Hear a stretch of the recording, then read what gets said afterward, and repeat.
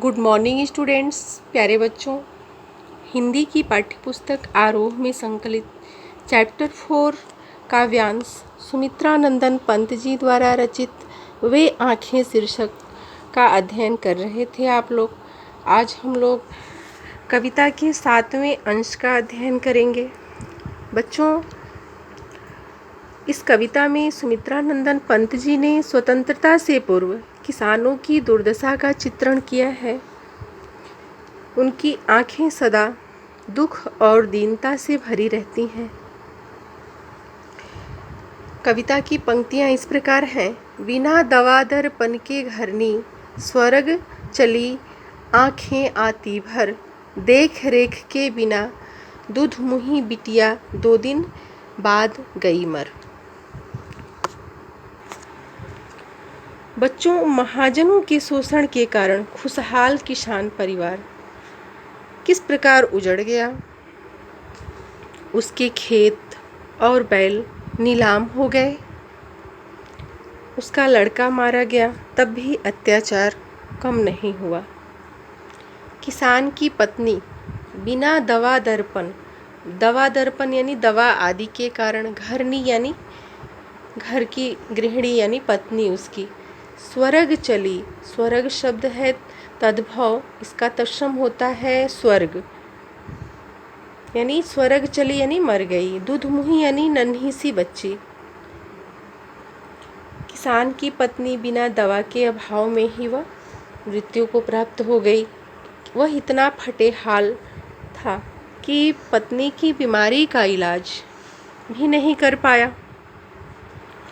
यह सोचकर उसकी आंखें आंसुओं से आंखें आती भर। पत्नी की मृत्यु के पश्चात उसकी नन्ही सी बच्ची समुचित देखभाल न हो पाने के कारण, देख रेख के बिना यानी समुचित देखभाल नहीं हो पाने के कारण उसकी भी अकाल मृत्यु हो गई। इस प्रकार किसान यातनाओं ने घेर लिया।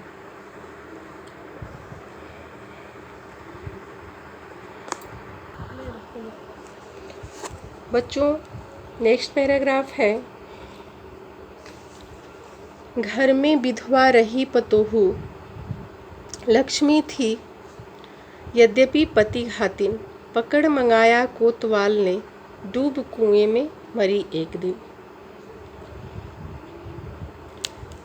उस किसान के घर में उसकी विधवा पुत्रवधू शेष बची रह गई थी।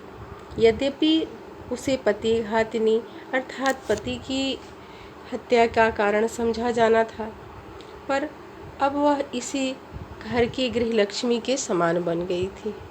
पकड़ मंगाया कोतवाल ने, डूब कुएं में मरी एक दिन। उसी दिन कोतवाल ने बुलाकर, कोतवाल का अर्थ होता है थानेदार, अपनी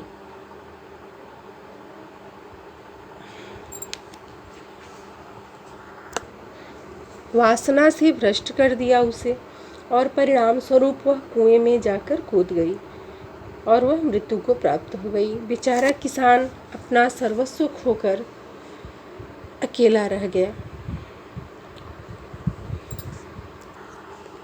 बच्चों, इस पैराग्राफ में दवा दर्पण शब्द है, अनुप्रास अलंकार है, क्योंकि द वर्ण की आवृत्ति बार बार हुई है। और नेक्स्ट है आंखें भरना। आंखें भरना यहाँ पे मुहावरा दिया गया है। ड़ की जगह न के प्रयोग से कोमलता आई है। दर्पण शब्द होता है, दर्पण शब्द दिया है यहाँ पर। लघु शब्दों के कारण कविता में प्रवाह जो है तीव्र हो गया है। इन पैराग्राफ में करुण रस की अभिव्यक्ति हुई है। इसे पढ़कर आँखों के सामने कुएं में डूब मरती नारी का चित्र साकार हो उठता है। पतोहू, लक्ष्मी, कोतवाल जैसे शब्द दिए गए हैं, जो कि ग्रामीण अंचल के शब्द हैं।